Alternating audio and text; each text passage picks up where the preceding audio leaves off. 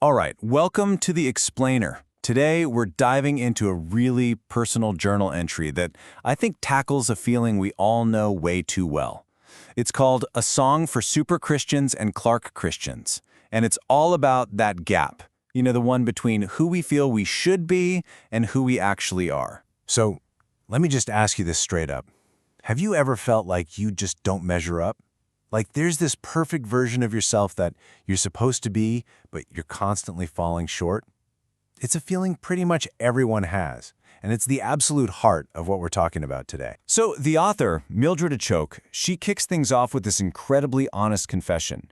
Right away, she gives us this powerful metaphor, the struggle between being this flawless super Christian and feeling more like a clumsy, a very human Clark Christian. And that vulnerability, that's what makes this so powerful and so relatable. In this confession, it really gets right to the core of the whole thing. This immense pressure to be perfect smashed up against the reality of our own human limits. This contrast here really says it all. The super Christian, that's the ideal. It's all about perfect performance, where you feel like love is something you earn based on what you do. But Clark Christian, well, that's reality. That's feeling inadequate and just hoping you can be accepted for who you simply are. So what does this super Christian ideal even look like? The one that creates all this pressure? Well, the author lays out a to-do list that is frankly completely exhausting. I mean, just look at this list.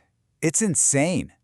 Waking up at ungodly hours, going on back-to-back 21-day fasts, being at every single church event, leading a bunch of study groups, and, my personal favorite, being able to flip straight to a verse in the book of Obadiah, which, as she points out, yes, is a real book in the Bible.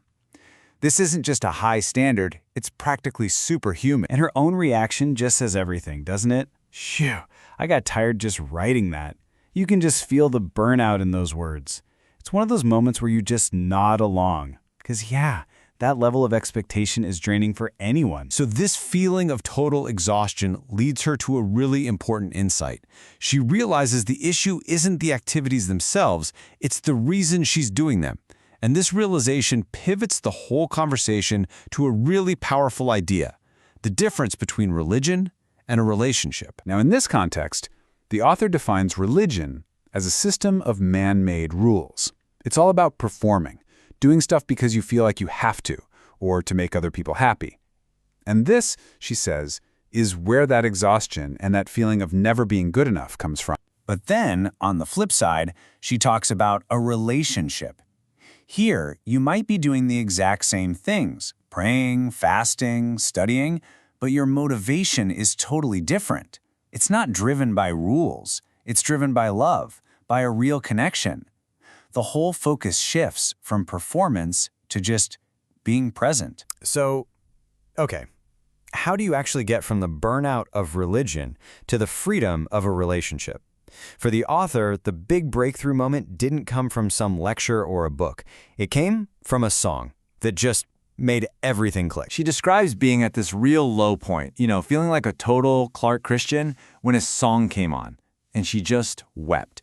It was a huge emotional release because the lyrics started to paint a completely different picture of how she could see herself. This was the first line that just completely floored her.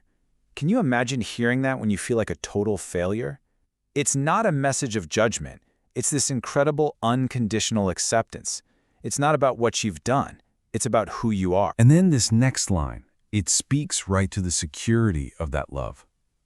It basically says that this connection is unshakable. It's not fragile. It doesn't depend on you having a good day. It's just constant. And then the song offers this promise of guidance, especially when things get tough. It speaks directly to those Clark Christian moments, the times of struggle, the darkness, and it offers comfort and support, not a list of things you need to do better. So all of this, it builds up to the ultimate takeaway from the song. A powerful idea that just completely dismantles that whole super Christian ideal. And there it is. You've got nothing to prove. That's the line that ties it all together. It's the perfect antidote to all that pressure to perform. It's a statement of worth that you don't have to earn, it's just given to you. And that journey, from feeling like a Klutz Christian to really understanding this truth, that's the whole point. So, we'll just leave you with this question to think about. What would change in your life? I mean, at work, in your relationships, even just inside your own head, if you truly deeply believed you had nothing to prove? How would you live differently? That's a pretty powerful thought to carry with you. Thanks for joining us for The Explainer.